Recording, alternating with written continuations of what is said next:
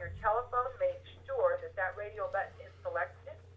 If you're using your microphone and speakers from your computer, make sure that button is selected. Now, we are going to allow you to ask questions, and all you need to do is type it into the question pane. You can ask questions, and then you'll get to see the answer. Now, it will show all of us your question, but you need to remember when you type it in, you must always click send so that you can send your question in. Now, our session is going to begin, and I want to thank you for joining all of us this evening. So I'm going to turn this back over to Mr. Gloriani. Thank you, Miss Kathy. I'm just waiting for the screen. Good evening, everyone. Hugs and stitches to you all. Smooth as satin.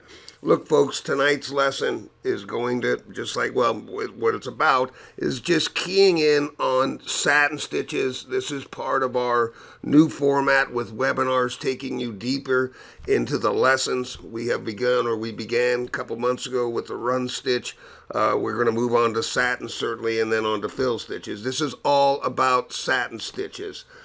First of all, and I think that everyone is very clear at this, but we utilize satin stitches for lines that are a little wider, certainly in the embroidery process. Running stitches we use for fine detail and underlay. Satin stitches for lines that are a little wider. Fill stitches certainly for the big backgrounds. I know this is also quite rudimentary at the beginning, but we do have quite a few brand new people online with us, so I want to make sure I cover in as much detail everything.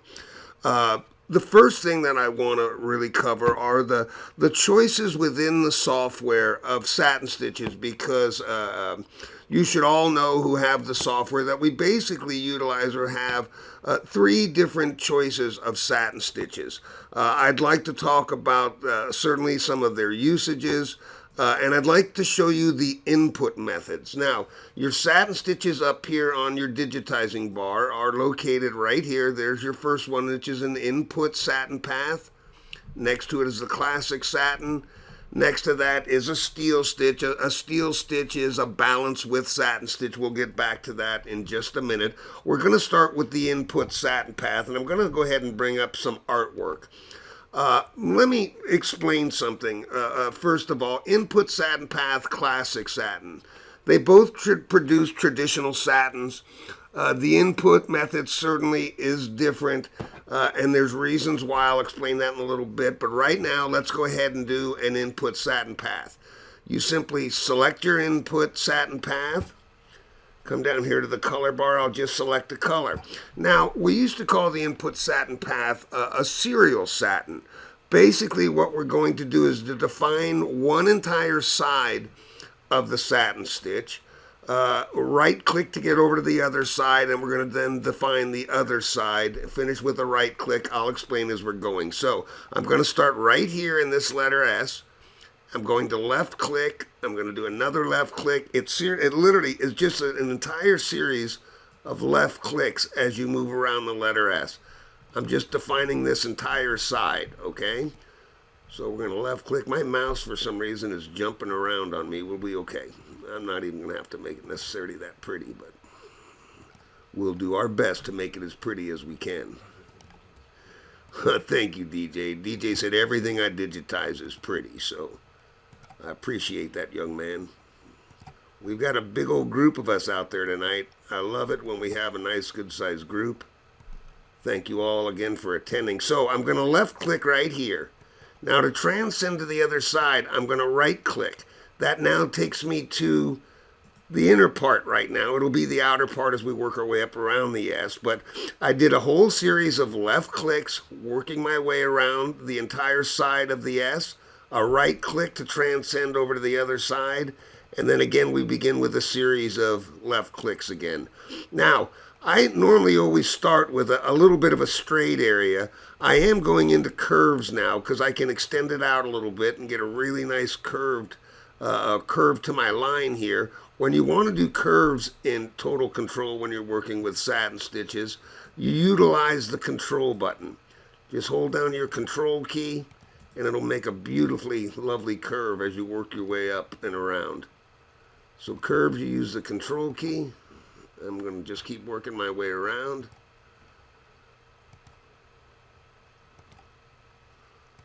and then we're going to finish with a left click, then a right click, and it generates the stitches. And a beautiful letter S, that truly is. I'm going to come back to input satin path in just a minute, because there's something very special that took place, and now I'm going to explain why that classic satin was put in there, because I get a lot of questions when I'm doing my webinars about why do we have multiple satin stitches in there. I'm going to go ahead and delete this one right now because I'm going to use the same letter S. First of all, the classic satin was the only satin stitch that we used to have in digitizing. It's what we call point counterpoint. I'll come back to that in just a second.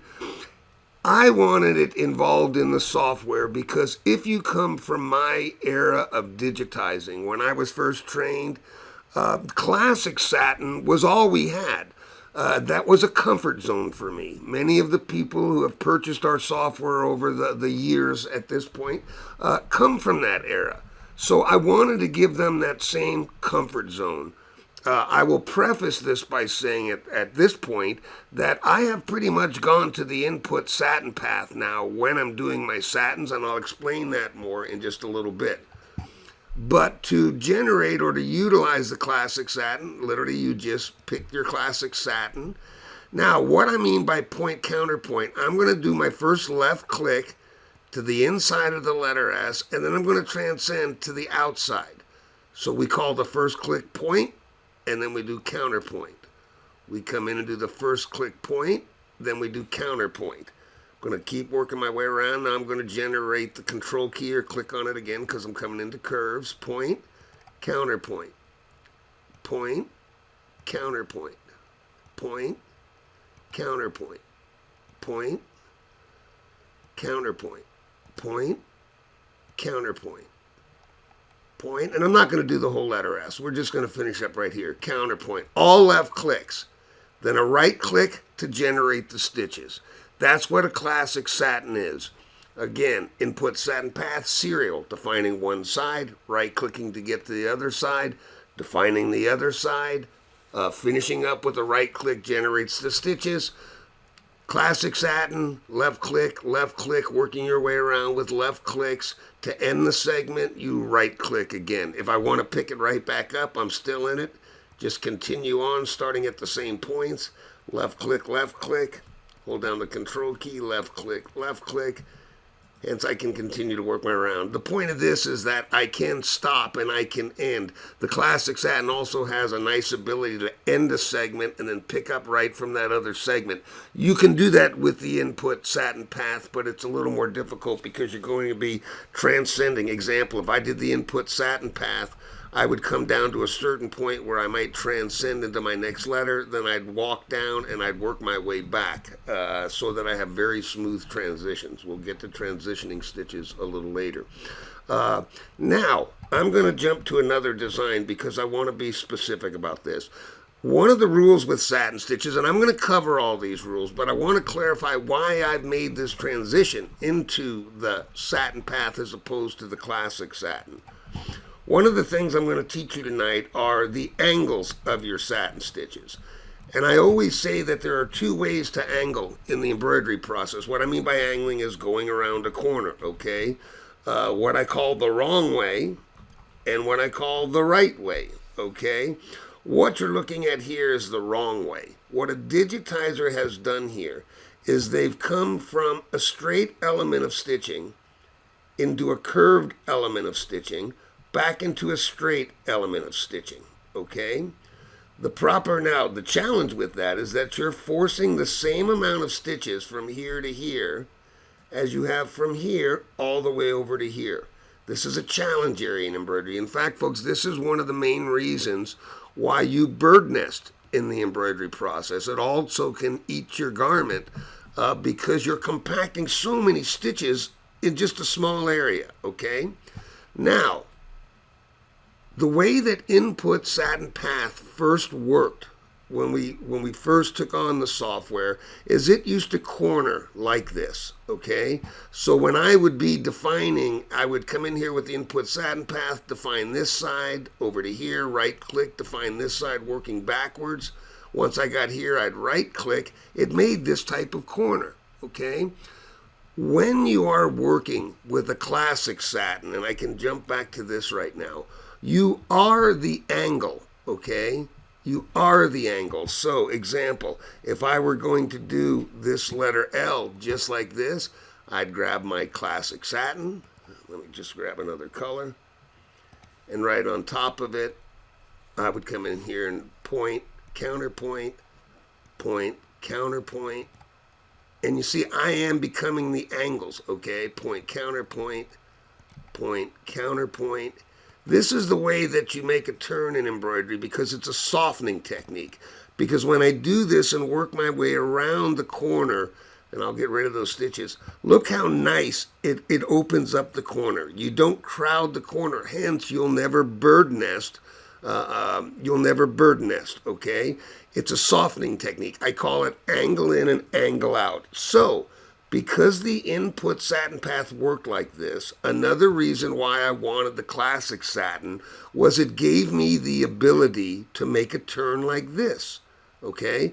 Otherwise, I would have to go in and edit all of my input satin paths and change the angles. Well, I'm not going to say develop, but we instituted a new way to make a corner with the satin path. When the satin path, the input satin path now makes a corner, we utilize something that I call fractional spacing, okay? What it's doing is it's trying to maintain the same distance to the inside as it has to the outside. By trying to maintain this same distance to the inside and the outside, it actually forces the corner and you come up with a very, very beautiful corner. So if I come in with the input satin path and I left click here, and I left click here, and I left click here, and then I right click to transcend to the other side, and then I left click here, working my way back, and I right click here, and I right click. You see what a nice corner that generates? I'll get rid of this. See how it does just what basically the classic satin did.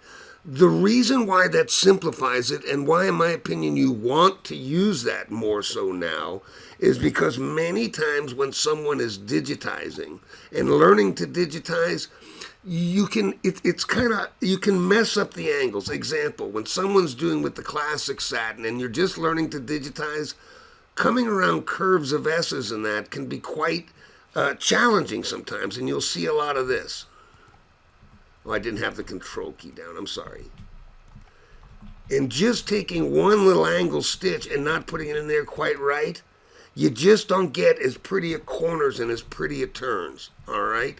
It's a symptom because you are the angle. Now look, if you came from my era of digitizing, it's not that much of an issue because we learned how to make the angles as we digitized. And those of you who've seen my class that know when I used to work with our cartoons, we used to draw the embroidery design. Most of my angles were drawn for me. So it made angling in and angling out very easy.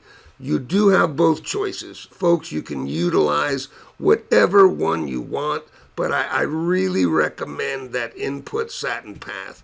DJ just said to me too, he whispered over to me, that's what he's gone to also, and he came from that same era of classic satin. It just works so well. Since the logic was turned on cornering, it's amazing. I'd say that 95% of the time as I'm doing satin stitches now, I absolutely utilize that input satin path. The third and last satin that we have in here is what's called a steel stitch. Now, it is a satin stitch, but it has an intentional purpose. What it is a balanced width satin stitch. So I'm going to click on the steel stitch. It's this icon right up here. You input it like a running stitch. So I'm going to walk right down the center of this. Okay, I always tend to start with a little straight. I think it works its way into curves a little better. And I just do a series now of left clicks. I'm inputting it like a running stitch. There's no defining one side. There's no defining the other side. There is no point, counterpoint. Just a series of left clicks going around here. Once I'm done, and I'm not going to take the time to do the entire structure, I'll just come right to here. a right click, and it generates the stitches. Now, see, it's certainly too wide. Select it. Right up here, you have your control key. That to me looks like about 1.6. I tell it the width I want it to be, generate it, and there we are. Now, again, what that does is it puts an exact width of a satin stitch in there. So as long as I'm left clicking and putting in that running, the entire satin stitch is going to come out 1.6 millimeters wide. Now, where can you utilize something like that? All right, let me show you this. I'm going to take just a little extra time and I'm going to generate a new design. And I'm going to come in here and load a backdrop design. And it's our lovely little, excuse me, I should have already been in here. Where am I? Sorry, folks. I should have had this open already. Images. I'm going to open up our basketball design. All right. Let me explain something. First of all, let me size this a little bigger. Okay. Let's just view it to fit on the screen. Let me explain something. If I traditionally digitize this, like I just showed you, or if I use the magic wand, one of the challenges with a graphic image like this is it's not a really clean graphic. What I mean by that, and I'll zoom in here, I have thick areas of the black. I have thin areas of the black, okay? To try to do point counterpoint or to try to get a really nice input satin path, I'm going to have to utilize some artwork creation in order to do that. So I find a really simple way to make this work, okay, is I will actually grab my artwork tool, which is right here. Grab your artwork tool and tell it that you want to make an ellipse, okay?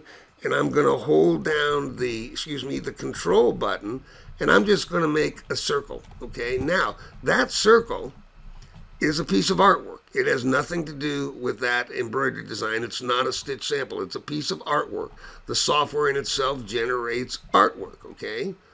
We'll select it, just move it over. Oops, excuse me. Just going to select it and just move it over a little bit. Okay, now at this point what I'm going to do is I'm going to grab the ruler. Okay, at this point also I want to be in the English measurement system. Those of you who know me know I digitize normally metrically, but I size in inches. I still think in inches, so I'm going to just jump over to inches. If you didn't see how I did that, those of you who are new, to go from metric to inches, come to the left little margin area here, up here on the top, right where my cursor is, right click and you can toggle from metric to inches. So I'm in inches, I grab the ruler, and I'm going to come in here and I'm going to measure the height of that basketball. And that basketball is, let's call it 4.29 inches, okay? What I can do now is I can select the artwork. I can come right up here to the Transform tab up at the top. Now, many of you, when you open up the software initially or originally, you might see that you have words up here and you'll have to scroll over to Transform many times. If you want it to be these icons, just another little helpful hint, under Tools and General Options, you're going to have your environment, I believe it's under. Oh, no, excuse me, it's not environment. It is your view, excuse me. You can go under view and you can actually show the property box tabs as icons. We like icons because you don't have to do as much scrolling. I'm sure most of you know that, but in case you don't, that's where it can be controlled. I'm going to click on the Transform tab. That measured 4.29, so I'm going to tell it, let's make it 4.29, and I'm going to click apply. Okay, I now have that circle as a piece of artwork, but it is the exact size I need it to be, and I'm going to place it over the basketball, put it into position. Once it's in position, you see, I've just made a perfect circle. I actually want that outer circle to be a perfect circle. I don't want those narrows and thicks. If you did that with like the magic wand or tried to do it with both input satin path or satin stitch, you're going to end up with a lot of editing. I love the steel stitch for this because right now I can right click and say convert to a steel stitch and watch what happens. Makes a perfect circle in the embroidery, okay? That's maybe a little wide, so I can come up here and I can adjust and I can say make it 2.4 in width, okay? get it the exact size that I want it to be. It'll change the width. I can change the color at this point in time. I like black when I'm working with black, so I'll put it up there. Click OK.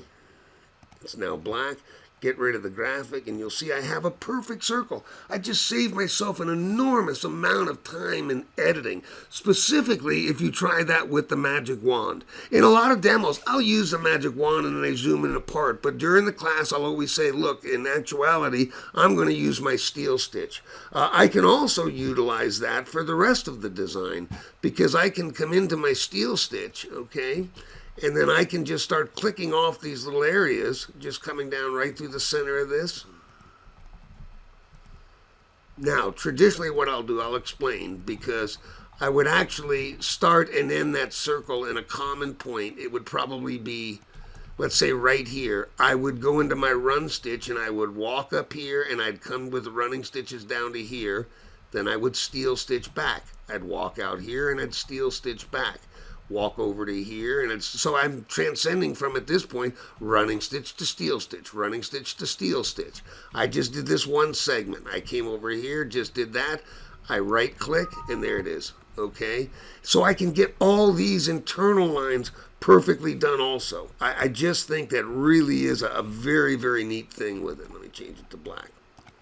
So when I have, per se, a poor graphic, okay, I will many times utilize that steel stitch. All right, I love it. I just really like it.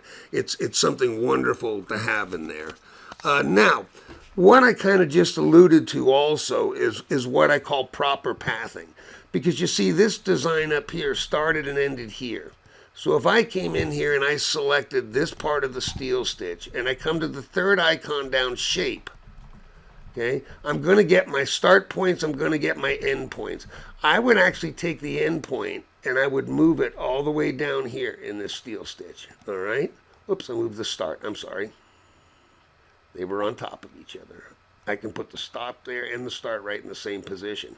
Now, the way this worked is it walked around with its underlay, started the steel stitch here, started making the satin, stitched that satin, but then to come over to here, it would have made a trim or a movement stitch.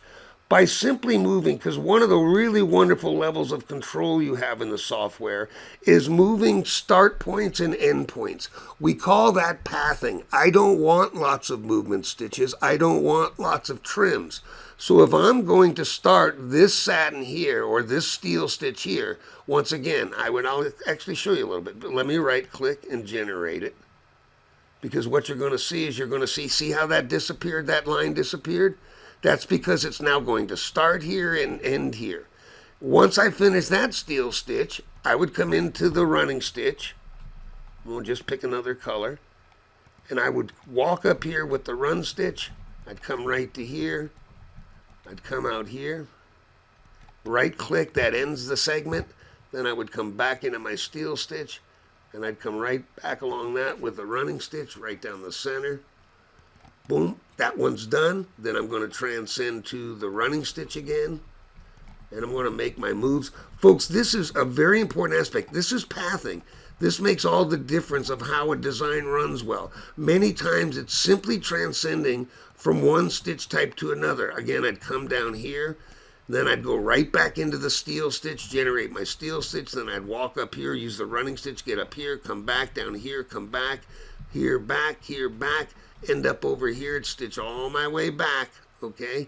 And I'd pretty much be done, all right? That's exactly how I would digitize that design.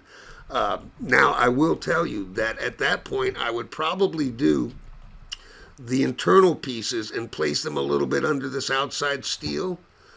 So all the steels that I did afterwards, I could actually click on, and I could, what we say is move to, because look, if I slow redraw right now, okay, it's going to do the outer circle first, so speed it up. I didn't update the path, doesn't matter. Would have done that outer circle first, and then it's going to come in and do the inner circle. Oh, it did an underlay. Yes, it did. It did fine, okay. So it's doing that. Yeah, it made it. That's perfect. That's what I wanted to see. But I actually would want to do all the internal pieces first because then I can tuck them under this other for a nice smooth transition. So again, you could click that center one or the one I did last right here. I'm going to change the color on it. Okay, I'd actually move all of them. Make it black. Oops, excuse me. Before I do that, you know what I'm going to do? I'm just going to come up here. I'll just move the steel. And I'm going to put it in the first position before the other one. Okay? Before the other one. I didn't quite do that. I have it selected. You can always say move to the back also. Move to the back actually moves it up to the front. Then I would change it to the black. I hope you understand what I'm saying I'd do is I would literally come in here and I would just change the order, the sequencing, so that I could tuck all of these end pieces underneath the outside border. That's pathing. That's being a really, really smart digitizer. All right? Look, let's talk about underlay at this point in time. Just a second. I'm getting handed a note.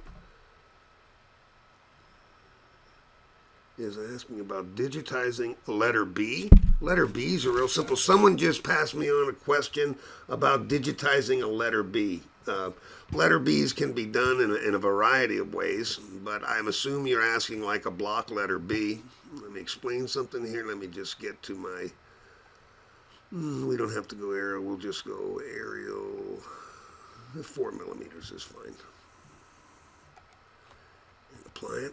Okay, nope, too small. Sorry about that. Let me go back to metric. Picked the wrong one.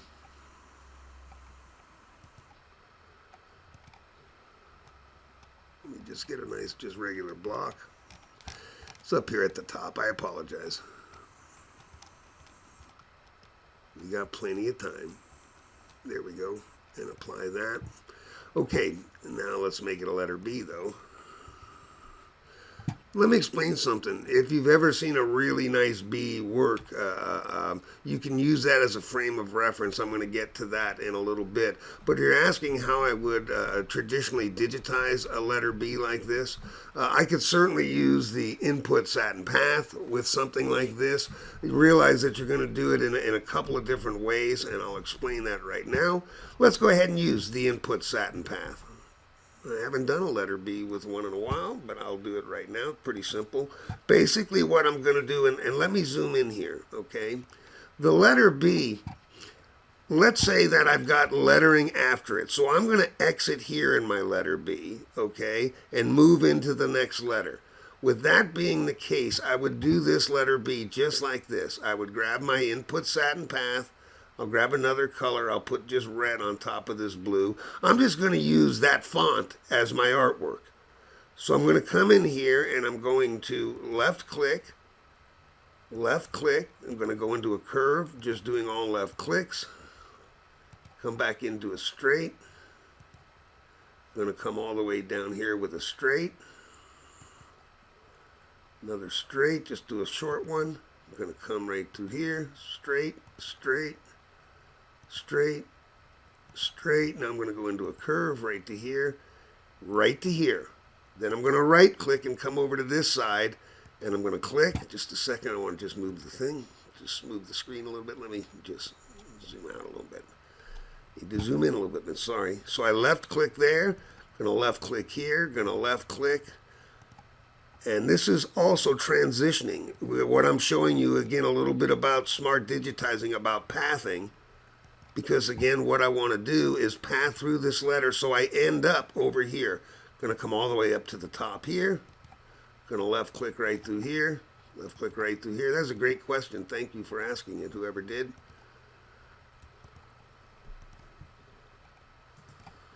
Left click there. I'm still left clicking. I'm going to come right to here. Left click, then right click.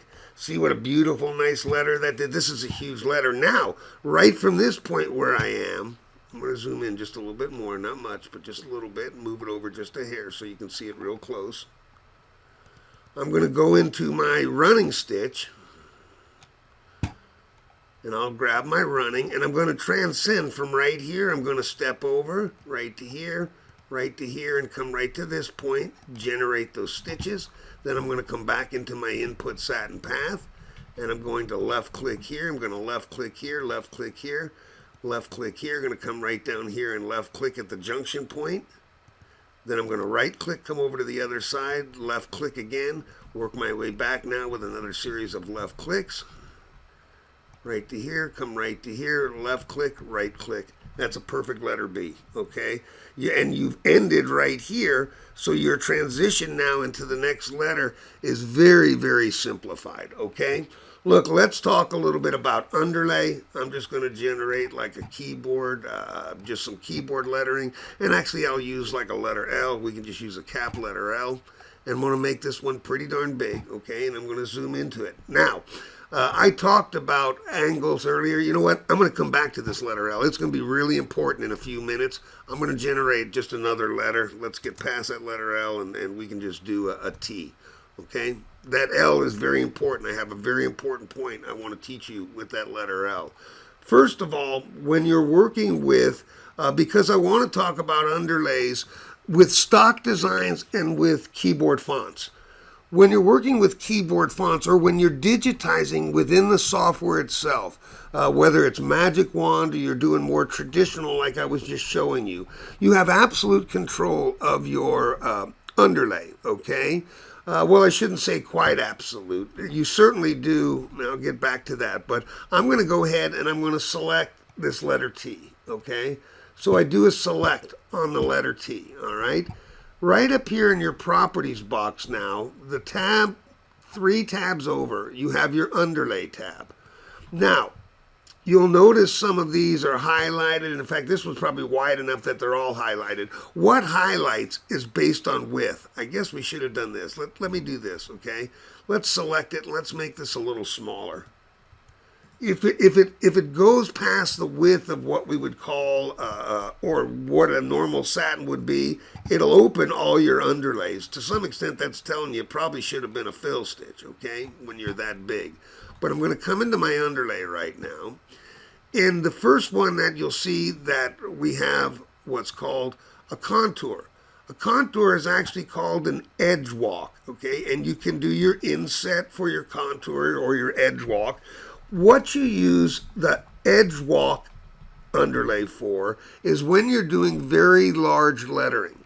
The edge walk puts the underlay right along the edge when your inset is minimized, and this should be it's telling it 7/10 of a millimeter on both sides. If I do it like 3/10 of a millimeter and apply it, see how the line moved? I use these for wide satin stitches. I never use a contour stitch. I'm going to turn off the center line. I never use a contour stitch with small lettering. What it does, because I'm going to lay now stitch lengths of 3 millimeters, underlay, one of the rules with underlay and with running stitches in general is length equals loft. By inputting fairly long underlay of 3 millimeters, it does two things. It not only lofts the top stitch, but it allows, when these stitches start to sink in the fabric, you've got a very structured or a heavy line for it to catch. And you'll get cleaner edging with your tall lettering, your big lettering, wide lettering. With wide lettering, I always use a contour stitch or an edge walk stitch, all right? In fact, with really large lettering, I use several different ones. I'll get back to that in a minute. The next underlay is called parallel, and we'll click on the parallel. The parallel is not quite a 45-degree angle. You can change that density, or you can change that. I don't use a lot of the parallel because we've added the zigzag, and I'll explain where I use that in a minute. Because they tend to zigzag underneath the structure, it doesn't add support for a large letter. Now, the value of using an underlay like this can be in small lettering with fairly stable fabric. Sometimes when you're doing small lettering, many digitizers will work with what we call a center line. The line goes straight right through the center of the structure. But if it's a very small lettering with a minimum width, sometimes that underlay will pop out from under your lettering. The parallel, one of the great things about it, is that the parallel, because it has a zigzag, these are self-pulling towards the center. I use it when I have small lettering on fairly stable fabric. I don't want my underlay to pop out, and you will see that when you're doing small lettering. Use your parallel, and it pulls those stitches to the center. You'll never have another underlay pop out. Okay, you'll never have an underlay pop out. Center line is just what it says. Utilize a center line, and it just goes down the center. Small lettering, very stable fabric. I'll use just a center line, but I've got a little more width. I start at probably 1.6 or so, and I'll go to my center line, millimeters in width. I'm going to get back to width in a little bit. Many times, though, I'll utilize a center line with a parallel over it. The straight center line gives lots of loft on the stable fabric. It brings the stitches up and out of the base fabric because these are also laid at 3, sometimes 4 millimeters in length. The zigzag then is a locking stitch. As it comes over the top of that straight stitch, like that, it locks it in place. That's also guaranteeing so that your underlay doesn't pop out. I call that process loft and lock. The straight elongated stitches is lofting the top stitch. The zigzag is locking it in place. All right? So that's what I utilize the parallel for with the center line. We'll now generate the perpendicular.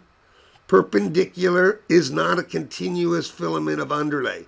It's simply going to end the segment. It's going to walk out. I don't use this a lot. This is, I shouldn't say that. I utilize it when I'm working on things like leather, okay? Leather doesn't like a lot of underlay. So this one simply, it starts here, it walks up, it steps out here, it stitches back, it walks out. It minimizes the underlay. Leather, the reason I don't use a lot of underlay, leather is not a fabric, it's a hide. If you have a fairly thick leather, it does not like the constant pounding of the presser foot. The presser foot can actually misshape your leather with a thicker leather. You can stitch on it, but you want minimal needle implants into that piece of leather. So I try to minimize my run stitch. I use it as a transition stitch.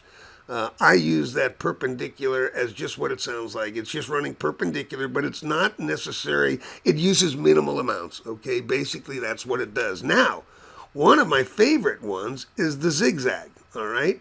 What the zigzag does is it puts basically what the contour did, or excuse me, what the parallel did. The parallel is my zigzag.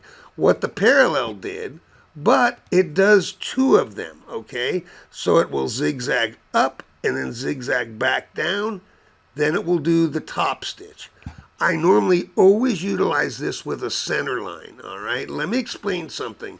This is a very heavy underlay. Where do I use heavy underlay? Folks, I use it on small lettering. Normally, when you see me digitize small lettering, I use a straight, elongated underlay followed by a double zigzag. This is the ultimate loft and lock underlay. When you lay an underlay like this under small lettering, okay, when you go to do the top stitch, you can normally back off 10 to 15% on your top stitch density. You can back off that much on your top stitch density. The lattice, the full lattice, the edge travel normally are involved in fill stitches. You can utilize edge travel under your satin stitches. It just will transcend or move under the edge. Did it even highlight? Yes, you can do that. But it's not that utilized. We utilize it in fill stitch. Edge walk was created for working if you were doing chenille. If you were working with certain processes, we used to use a lot of edge walk. Those are your underlays. I hope that was somewhat specific. I'm going to start talking about satin stitch rules. But I think, Miss Kathy, if you have a question or two, we can go ahead and take a question or two. If you don't have a lot, I'll go ahead and move on. I do have a lot to cover still. Are you there, Miss Kathy? I have a question. Why are you using... I'm here. Do you hear me? Can you hear me well? Yes, I can. Hello? Yes, I can hear you. Okay. The question is, why do you use a run stitch underlay under a steel stitch? And it really goes back to the basketball that they were asking about. Why? Well, when I generated that steel stitch in the basketball, okay, the steel stitches, when I did this steel stitch to the outside, let me get rid of the graphic real quick. Okay, when I come into this outer steel stitch, I have absolute control of my underlay. So I can grab that steel stitch, okay, and I can come in my underlay, and I can say, I can come in the underlay, and I can say, not a parallel, I want a center line with a double zigzag. If I were going on knit, and that's a fairly narrow steel stitch, I'd use that underlay right there. Okay, 1 second, it'll pop up. That would be my underlay, okay? So it's a differential. This is auto underlay. I like auto underlay. When I went to the run stitch, Miss Kathy, it was a transitional stitch. And what I mean by that is I like my designs to run really well. So, example, this started and ended here, okay? Well, if I came down here and started doing this with a steel stitch from here, it would make a movement from here over to here, and I'd be trimming inside that design. But see, by going to a run stitch, again, the outer circle already has underlay. By going to a run stitch, I'm transitioning. I'm walking under this eventual satin stitch, and I'm using it to get to another area where I want my start point to be. So it's not really an underlay because, see, when I come in and do that steel stitch, so I hit my underlay there, generated. Then I come back into the steel stitch, okay? And I'm going to come into the steel stitch right here, and I'm going to walk up with my steel stitch. And I'll just come right to here and right click, generates my steel stitch. If I zoom into that, it has its own underlay, okay? That underlay that I used to walk, just that walking stitch, was just a transitional stitch to get from one area of the design to the other area. You utilize that to minimize trims, and that's what we would literally call the pathing of a master digitizer. Master digitizers lift and trim as minimal as they can because trim stitches cause downtime. I love them, but I find in too many designs there's too many of them. That process is called pathing. And the more you learn about pathing, look, there are certain designs that you can look at that are pathing masterpieces. Those of you that have my stock embroidery designs know my little jumping tiger design. I use it at most of my classes. If you ever run that jumping tiger design, there's not one trim in that design. When I had the webinar on run stitches, we talked about how we can even hide run stitches under run stitches. I use satin stitches before they're digitized to move from area to area of a design. In fact, you know what? I'll go ahead and very proudly bring up that design real quick. It's on the H drive. I have it just right here. But you watch a design like this run because, you know, one of the elements, I'm going to get into some tricks and tips in just a little bit. But one of the things that I love or that can elevate your learning curve in embroidery is a good running design can be worth its weight in gold. I'm talking and not looking. I'm sorry, I'm scrolling back and forth. Here's the jumping tiger. You want to learn pathing and you have my stock designs. This is a magnificent design to utilize. Why? Because if I come in and slow redraw this entire design does not have one trim in it. The only trims it does is that color changes. But see all these, and you'll see as I come down here, these are all transition stitches. All done under, I'll slow it down right now, all done under the other satin stitches. So like here in the yellow, all these run stitches, this was to get from here to here. It's not an underlay. It's a transition stitch. And you see as it moves through here now, it's a pathing masterpiece. You watch a design run sometimes, Miss Kathy and group out there. You watch a design run and you go, my gosh, that design ran so well. It is so interesting to study that design. I bring this up because becoming a good pather is a big part of becoming a master digitizer. And not that y'all want to be masters. If you want to trim, if you want to use auto underlay on everything, God bless you. That's why that ability is there. But total control means what it says. It's total control. You can punch or digitize in a very traditional atmosphere. You can basically replicate what any master digitizer does or knows. In fact, I'll give you a quick lesson at the end on self-teaching that you can teach yourself anything in embroidery. It's a very simple process once you're taught where to look, how to look, and what to look at. You can teach yourself anything. So good running data is worthy of slow redrawing. When you watch a design slow redraw, you're watching a digitizer digitize, and the learning curve is amazing. Absolutely amazing. Let's talk about some of the rules now. I'm going to go ahead and move on. Or did you have another question, Miss Kathy?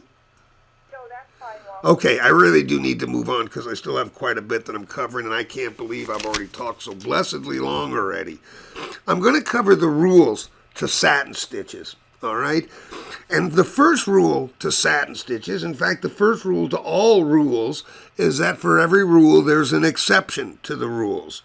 As you progress as a digitizer over time, you'll see that that holds very, very true, all right?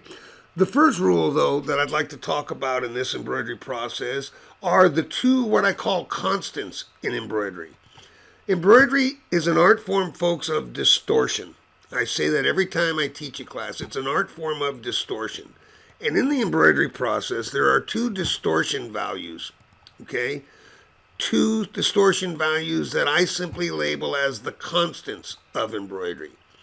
The first constant in embroidery, and what I mean by constant is it always happens. Every time you digitize or create keyboard, look at on a screen, a satin stitch, these two things will always take place. The first constant in embroidery is called pull. The letter I stitches left to right. The letter I will always get narrower than the size that you created it, okay? Why? Because when an embroidery needle penetrates a piece of material and enters the bobbin case, the hook area, it's tying a knot. In the process of that knot being tied, it literally just pulls the thread in on both sides, all right? Pull is a constant in the embroidery process. The second constant in the embroidery process is something that we call push. The letter I at the top and the bottom will actually grow in height, okay? It's based on density and thread weight. Density is how close you put your stitches together, okay? Thread has weight, measurable weight. Put your stitches a little too close in the embroidery design, the weight of the thread builds up on top of each other and actually forces the letter I to be taller at the top and the bottom. Push is a constant. Now, the old method of controlling pull and push was kind of like this. Let's say this letter I was my artwork, and I'm going to do this with a classic satin. I'd pick my classic satin, pick a color. To control pull, we never digitize. As a master digitizer, you're taught to never digitize to the edge of your artwork. You always go outside of the artwork lines. Why? You're allowing for the very natural pull of the embroidery thread. Is someone saying something? Are you talking to me, Miss Kathy? Okay. You're allowing for the natural pull. At the top and the bottom of the letter I cut a little bit off, allowing for the natural push. Now, that's a nice little tidbit of info. The question would probably be to me, well, how far outside the lines do I go? Well, you know what? I'm not going to really teach you this because it's now controlled in the software. When I developed my measurement theory and tested for a long time, I was able to determine how much pull and how much push takes place. It was measurable. That's what's so very, very special about the measurement theory is they simply become numbers, all right? The natural pull of a satin stitch is 2 to 3/10 of a millimeter. No matter how wide you make your satin, on the left and the right of the letter I, it's going to get 2 to 3/10 narrower.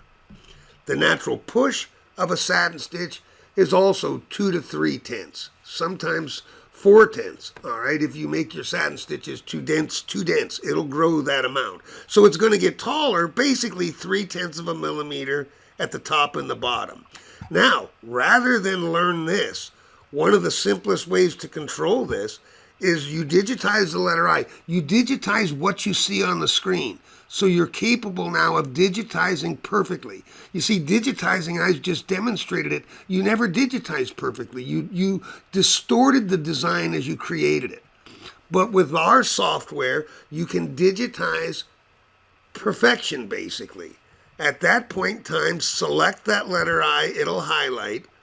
Come up to this icon, it's called pull and push. Now, Every piece of embroidery software in the world has pull compensation.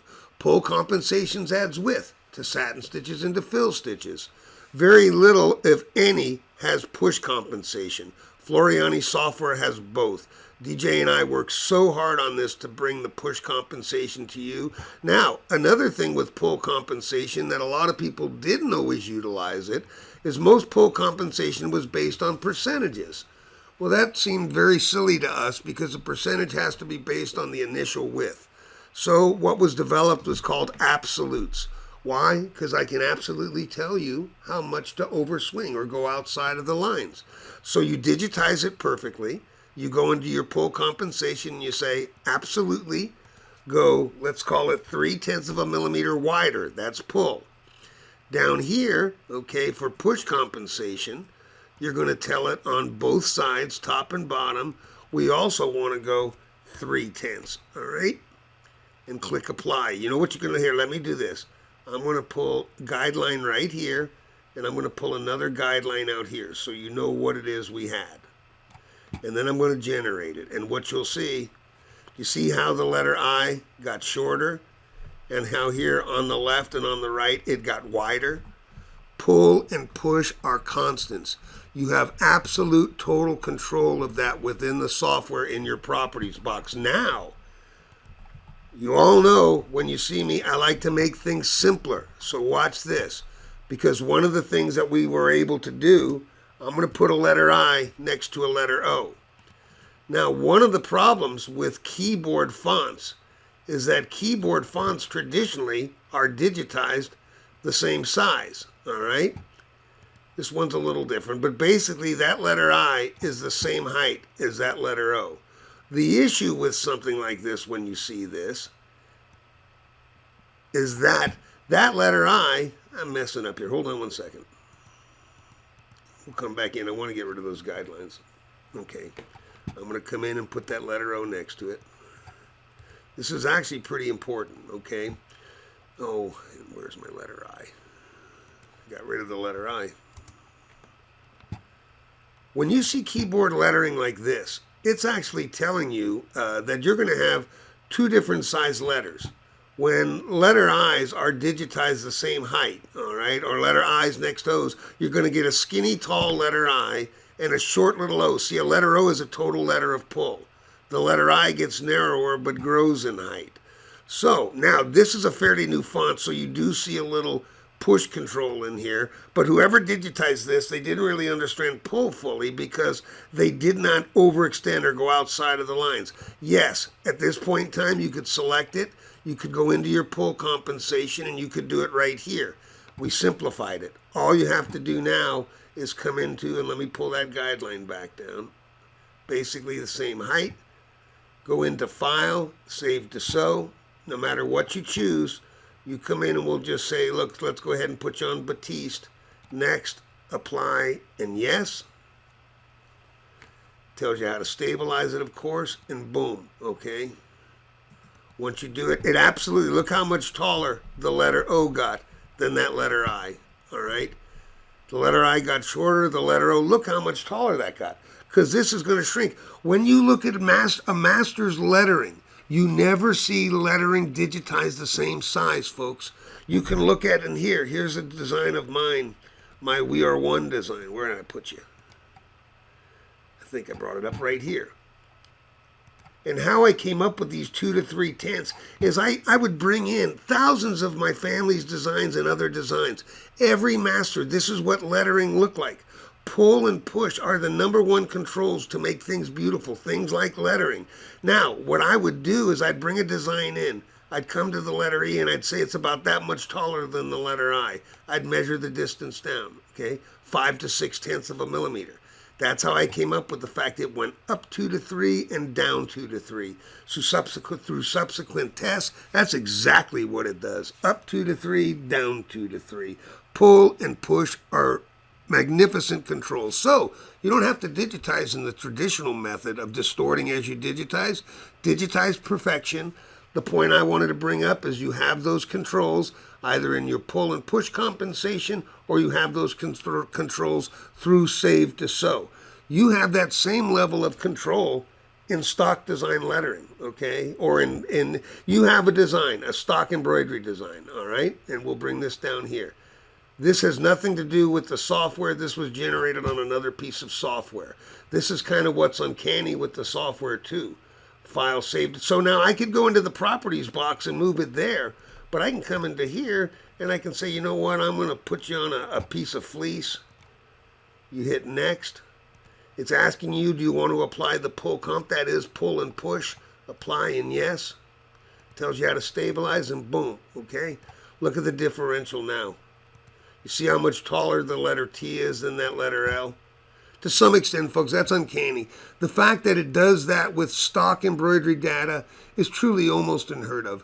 Very little software, let alone allows you to do it in digitizing. Very little, if any, allows you to have that kind of control in a stock design. Stock design meaning something pre-digitized that may have lettering. And this is all satin stitching, not just lettering. Any satin stitch is going to pull and it's going to push. That's pull and push, all right? The next rule are proper widths. And I know many of you have seen me at classes, but I want to talk 1 second. Things that go wrong on the machine. Probably the worst thing that happens is that we bird nest, all right? I'm not going to tell you the story because I'll run out of time on how I figured out how it was measurable. But I realized by doing a series of tests, and I did this test for 2 reasons. It was called a satin width chart. I wanted to determine 2 things in the embroidery process. I wanted to determine, number 1, was pull measurable? And I would make satin stitching 0.8 of a millimeter wide, 1 millimeter wide, 1.2, 1.4, 1.6, 2, 3, 4. And then I'd run it on a piece of knit. I knew how wide I created it, but then I measured what came finished on the garment. And I realized that not only was pull always taking place, but it was consistent. What I mean by that is if I make a satin stitch 2 millimeters wide or 4 millimeters wide, the pull was always the same. But secondarily and more important, I wanted to determine, could I come up with the narrowest satin stitch in embroidery? If I could do that and then give it to you all as a rule that you would follow. Look, we do indeed eat garments.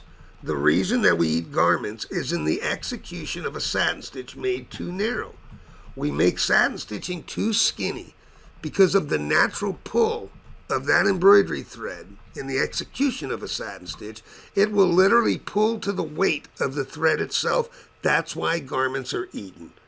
So when I first measured my family's work, and I measured 30 years of work that I owned, I very seldom if ever found satin stitches narrower than 1.4 millimeters. I believed it, but I did indeed do a series of tests. Again, I made them 0.8 of a millimeter wide, a satin stitch 1 millimeter, 1.2. When I ran that test and I made a satin stitch 0.8 of a millimeter wide, I ate the garment consistently and always. When I made it 1.2, I didn't eat the garment, but that satin stitch, my lettering, sank away into the fabric. Once I got to 1.4 millimeters or wider, I never ate another garment, and it showed on every fabric I've ever stitched on when stabilized correctly. Stabilization does have a big part in it. Topping helps a great deal with that also. So here's a trick. Anytime I have a design on the screen that I did not digitize, is that design going to run well?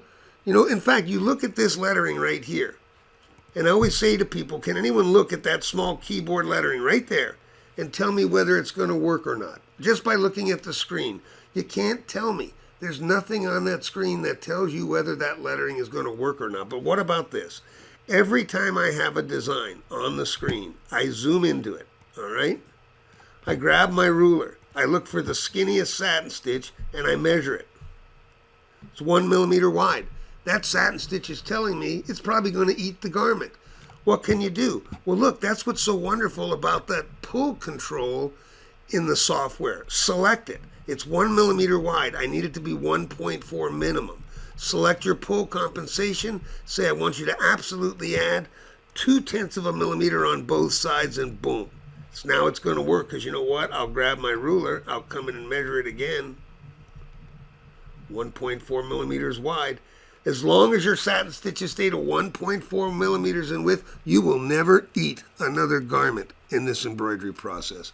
It really is uncanny. It really is uncanny. Okay, we're going to talk about angles now. I've got plenty of time. We're moving along. I'm going over time a little bit, but folks, you know me. If I'm on a roll and I'm feeling very good tonight, I do not want to stop yet. So I hope you all don't mind. I'm going to keep you for a little bit, okay? The proper way to angle, I alluded to this earlier, is what I call angle in and angle out. When you digitize like this, and again, what a digitizer has done, he or she, they've come from a straight angle of stitches into a curve, back into a straight angle of stitches. Same density, same amount of stitches from here to here as you have from here to here. This is what causes bird nesting. If you bird nest, it actually just means you hit the stop button right before you ate your garment, all right? It always, when it bird nests, it's amazing to me too. It's always amazing how much thread and material can get pushed through that little of a hole. Okay, it's always amazed me, but that's why it happens. This is the proper way to corner. This is what I suggest for people because, again, this is an uncanny level of control. These two letter L's have nothing to do with my software, has nothing to do with Floriani software.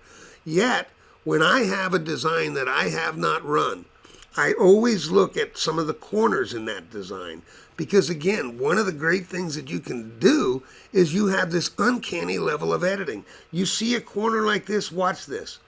Select it with your select tool, all right? So select the letter. Once you have that letter selected, just a second, let me select it. You come to the third icon down called shape. Click on it because you know what you get now? I'm going to evaporate the stitches. You get angle lines. See, this is when Floriani software thinks it created that letter L. It didn't, but it thinks it did. That's why it generates angle lines. Well, watch. All you have to do to correct that is grab this angle line and pull it down, okay? Look, you don't even have to really think about it. You have a frame of reference. The frame of reference is the angle in the corner. Pull that angle down till it reflects that. It does not even have to be perfect. You just want to get close to it. Come over to this angle line and pull it over, okay? I'll generate the stitches again. I haven't right-clicked, so it's not done. You see the straight, the angle, and the straight? We move two angle lines, right-click, left-click. You'll never bird nest again in this embroidery process. You won't bird nest. You opened up that corner. How difficult was that, folks? There's nothing to that. This is satin stitch editing, but satin stitches are a big cause why you eat garments, why you bird nest. Width is the cause your lettering sinks away and small satin stitch sink away into the fabrics. Now look, you might wonder why this stuff takes place. Why would a digitizer digitize a satin stitch less than 1.4? Don't they know? We all buy stock designs that we love, we think we love, they look beautiful. We go to shows and we see samples of them, but we take them home and they don't run that well. Backgrounds pull away from outlines, lettering sinks away into fabric, or you eat your garment or you bird nest. Okay, you want to know why? I'll explain why. The greatest challenge in this industry, and why even digitizers who've done it quite a while don't understand fully pull and push compensation, is because every sample that they stitch, folks, they stitch on solid fabrics. Okay? Stitching on a piece of twill or canvas or a heavy felt, you might as well be stitching on a piece of wood. Those are fabrics that give very little pull. Look, in my entire career as an embroiderer, I've never eaten a piece of canvas or twill. I eat 60-40 poly cotton blend shirts, 100% Orlon sweaters. My gosh, I ate too many Minkies when they first came out. Those are materials that the stitches really sink down into. In fact, if everyone who created designs for this industry stitched on knits for their samples, we would not have the challenges that we have. And lots of people have learned from designs like that, and then they just quite never get to where they get to. Please, I'm telling you the truth. The minimal satin stitch is 1.4. Have a design you've never run, bring it up on the screen, measure its width. Under 1.4, you have an issue with that satin stitch. Add a little width, you'll never eat another garment. Look at a couple of corners. Change the corners, you'll never bird nest again. It truly is that simple. This is not a difficult process. It's a simple process. I want to show you one other thing. We talked about that letter L earlier, and I have it right here. This is a keyboard letter, okay, right out of my software. Now let me explain something. When we took over and redeveloped this software, there were almost 100 fonts in the software already. Fonts, believe it or not, people may think they're easy to do, but one font can take months and months to create. There's a lot involved in font technology. So I didn't have time to sit there and redo those fonts. Now, all new fonts are done correctly, but a lot of those old fonts, you will actually see a hard corner. I call these hard. You'll see the straight, the angle, and the straight. Well, look, folks, if I had the ability to go in and just simply correct them, but each font literally can be months at a time to regenerate that font. It's going to take a while to get to all of them. So you know what? I would rather be honest with you all. Say occasionally you might see it because you know what? There's something you can do about it. Now, one of the issues with fonts has always been this. You cannot edit fonts. You can select it, but when you come to the third icon down, the shape where we just got angle lines, you click on it, it won't shape. You can't edit fonts. Until we did this. And our dear DJ Anderson came up with this because all you have to do now is select the font, okay? Right click, this is important, right click and say break up the text. You break it up. The minute that you break up the text, you turn it into a stitch file. See, you could edit a font, but first you had to save it as a stitch file and re-bring it in. DJ came up with this shortcut. Select it, say break up the text, because you know what happens now? Now you can come in and select. I'm going to actually get rid of those underlays. Just one second. Okay, let's get rid of the underlay. Because I want you to see the top stitch, basically, okay? So come in, select the one on top. Okay, you select the L. Now you come to shape and click on it because you see what you get. Now you have your angle lines. So if you ever see this in any of my fonts, watch how simple. Just come to this one, pull it up. You're looking at the angle of the corner. Come to this one, pull it over. Right click, left click. You just bypassed any potential challenge that you're going to have with that, okay? Those are the proper widths. One of the other things when it comes past angles are proper opening sizes. We've all seen small letter A's, R's, P's. They'll close occasionally. In fact, with small lettering, they close a lot. The reason is no one ever told you about the smallest opening size in the embroidery process. The smallest opening that you can make in the embroidery process, opening size, the hole in here, is 8/10 to 1 millimeter. So whenever I see small lettering in a design, I will always grab my ruler, come right above the, we don't need to select it, come right above that letter, that crossbar on the letter A, grab your ruler, come in here and just measure the opening. Oh my gosh, 1.2, 1.3 millimeters. Plenty of opening space. As long as that opening is 8/10 to 1 millimeter, you're going to stay open. Less than that, and you'll see it sometimes 5, 6/10, it's going to close. Now, something else that we did for working with that, you come in here and let's just make a small letter A and a letter R. We'll tell it's about 6 millimeters, whatever. It doesn't really matter. I'm going to just show you a little trick. Once you generate a keyboard font, okay, now these I can tell are already open way enough, but I can come in here with the ruler, measure this opening. 1.2, but let's say that was 4 or 5/10 of a millimeter, telling you the opening is going to close. You know what? In all font technology, you have 2 levels of editing. When you click on it with an editing tool, it highlights.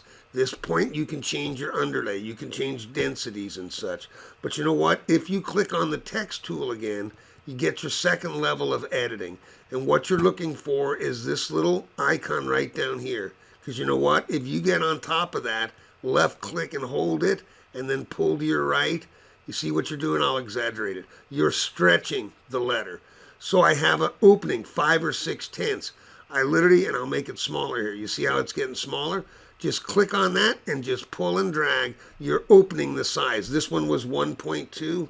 Look at what I have in here right now. Okay, and come in here. I increased it to 2.2 millimeters.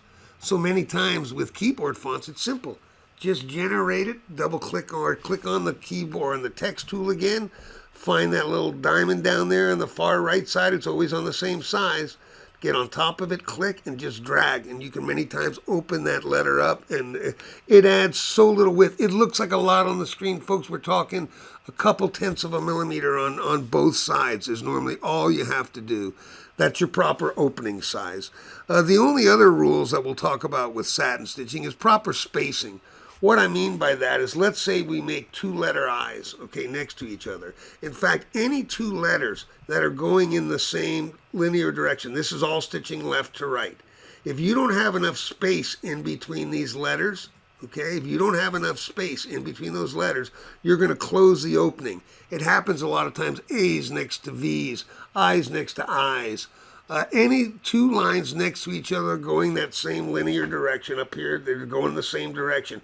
Also, when you put them too close, you form a cut line and you'll actually shear the fabric. So, if you're working with keyboard text, it's so simple. Just come right to this, right here. Select it, Once you select it, again, go to the text tool. You'll see now, the shape tool, I'm so sorry.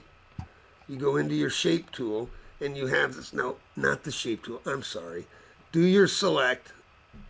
You go into shape when you're working with stock designs. Click on your text tool again and you'll see this beautiful little blue diamond. When you're working with font technology, grab it and you can now space. So you have it less than 8/10 to 1 millimeter.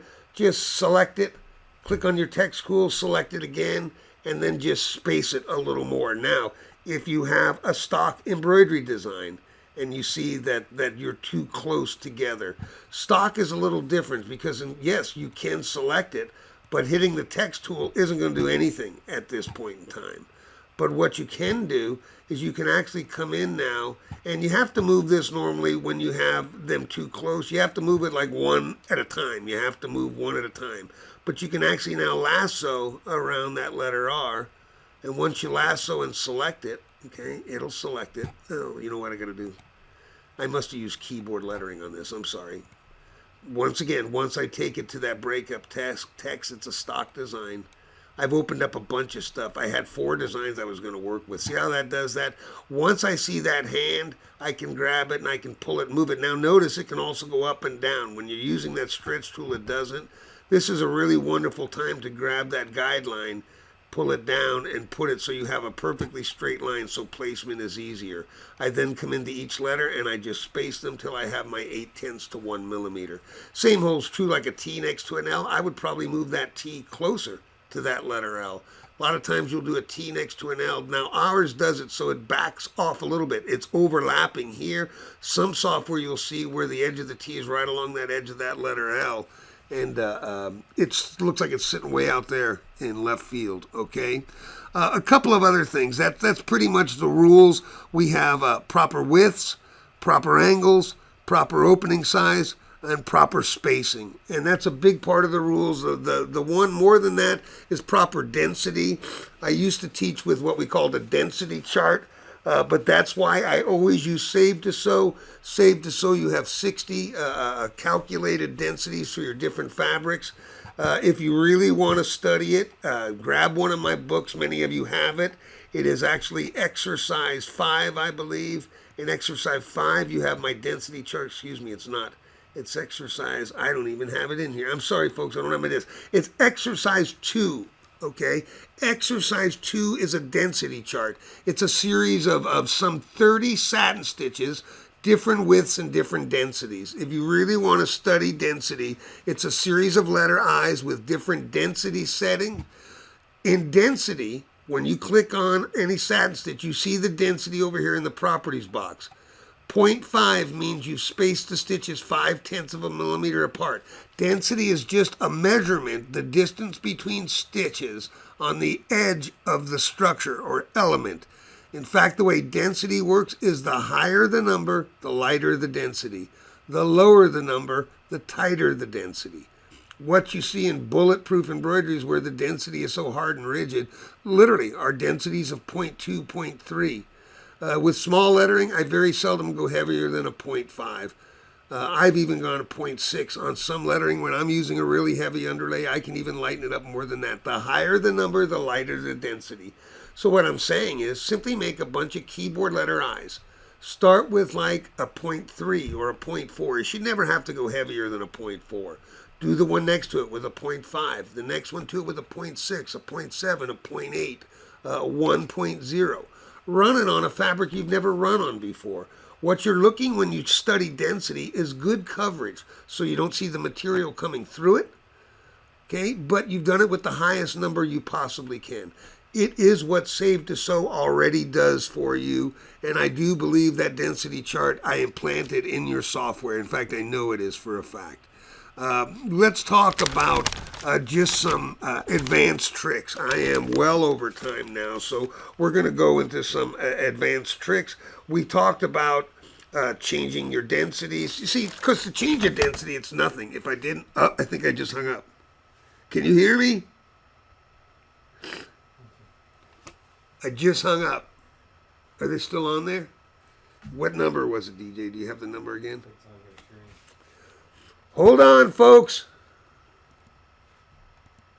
It's on that one thing. Okay. I'm sorry I did that. I didn't do it on purpose.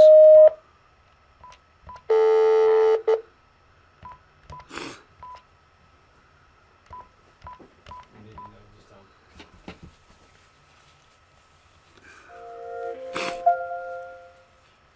Please enter your access code followed by the pound or hash sign.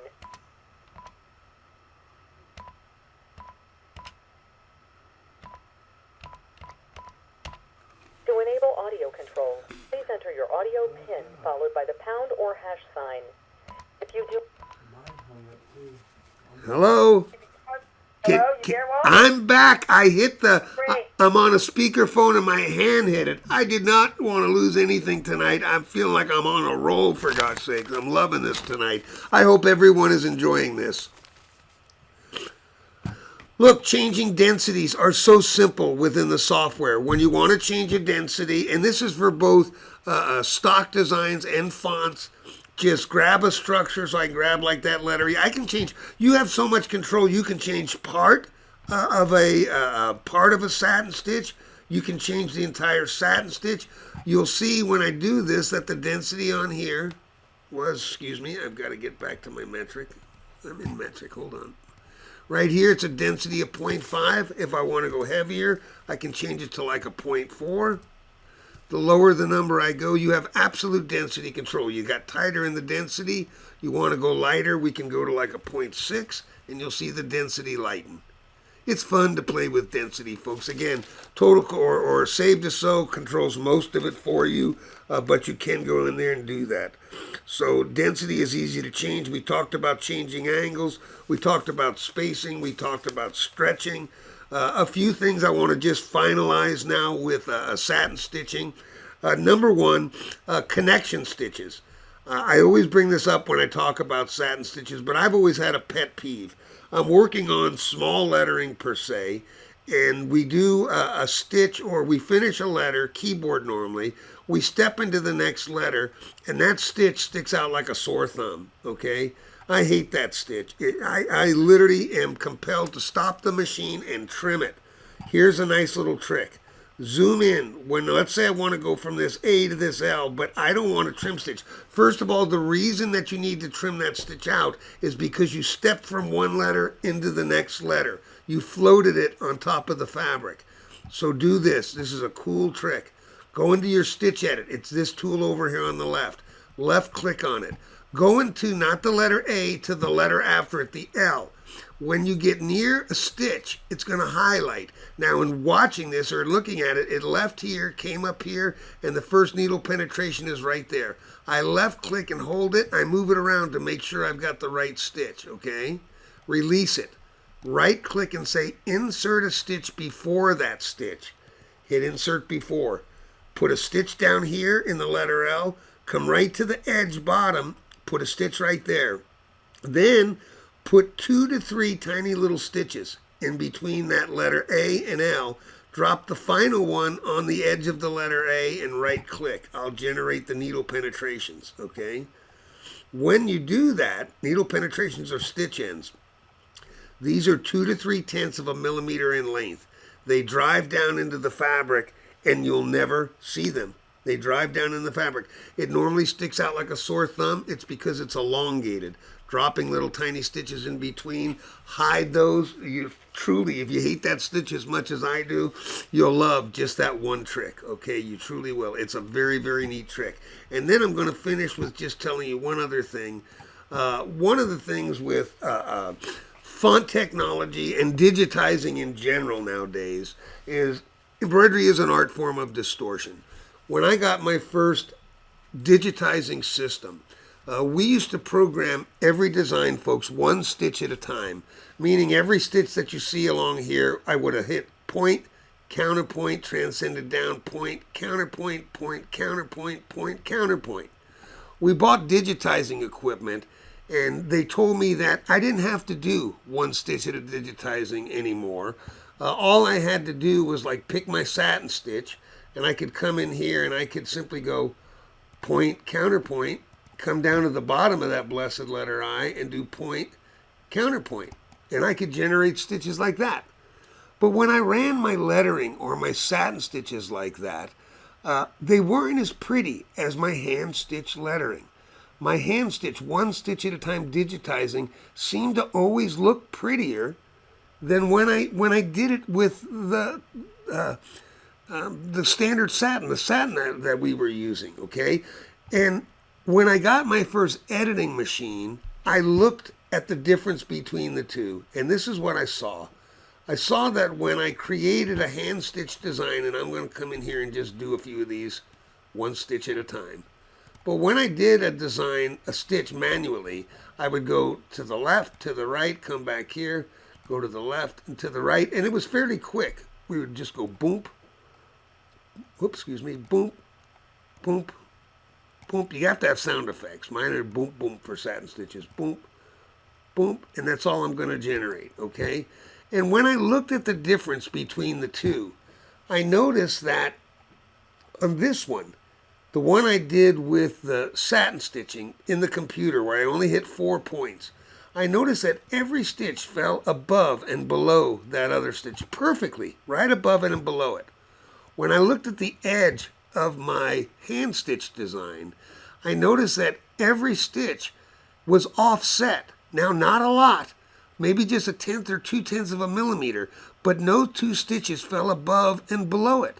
And I thought about it and wondered if that could have made the difference, and I realized when you're running on a piece of open grain material, knit material per se, all materials, okay, it's very difficult to get that grain perfectly straight under your embroidery needle. If the grain is just tipped slightly, what happens with perfect stitching as you're coming down along the grain of the material, these are offsetting into different grains, and that's why your lettering many times wiggles. When you're doing big lettering, it does a process we call stair stepping. Perfect lettering, perfect embroidery structures run imperfectly.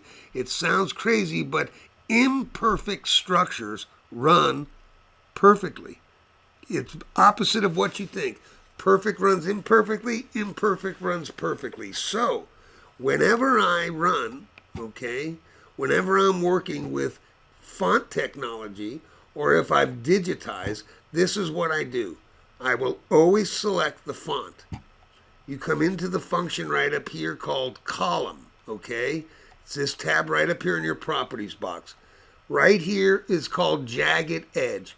I'm going to tell the software on both sides of that satin stitch, I want to put in an offset of, let's call it 2/10 of a millimeter. Many times I just use one and hit select, because you see what you have now? No two stitches fall into the same stitch line above or below it. That's imperfect stitching. Folks, if you give that a try, you will see the prettiest lettering, the prettiest satin stitching that you've ever looked at. 100% of the time when I create satin stitching, I use random edge satin stitching. You know what? This is also the trick for leather or leather type materials. See, leather doesn't like stitching because of this perfect stitching. Stitching like this on a piece of leather causes cut lines. That's the reason why normally the first time you stitch on leather, you get a leather medallion. It's just going to pop right out through it. Offsetting the stitches. Now, it looks like a lot, okay? But I'm zoomed in 2200% on a one-to-one basis. You can't see it. You can't see it. But it's enough to wind into the grains of that shirt or offset it enough on a piece of leather that it will not form a cut line. And because it's grabbing different grains as it's working its way down the shirt, you come out with a much more coherent and beautiful letter. And with that said, folks, we're going to end the evening. I have absolutely enjoyed myself tonight. I hope you have also. When DJ and I sat down and put this schedule together for this year, while we're certainly going to show you different processes in the software, we thought it was just time to get into a real more root education type process. I hope you've all enjoyed this. I have. I love you all. Hugs and stitches to you all. You know what? We have another webinar at the end of this month.